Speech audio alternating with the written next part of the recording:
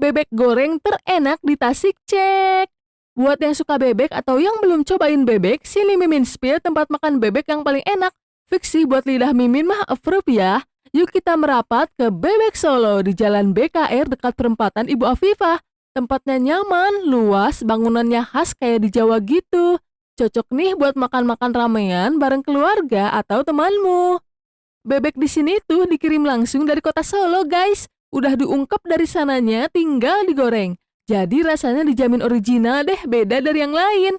Ukuran bebeknya besar loh untuk satu porsi, terus nggak bau amis sama sekali. Yang paling penting nih, tekstur dagingnya empuk, nggak alot pas dimakan. Kulitnya juga kriuk-kriuk crispy, dan gurih bumbunya meresap.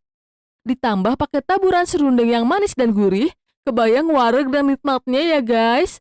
Harganya juga terjangkau, cuma 25 ribuan aja. Tersedia paketan nasi juga, udah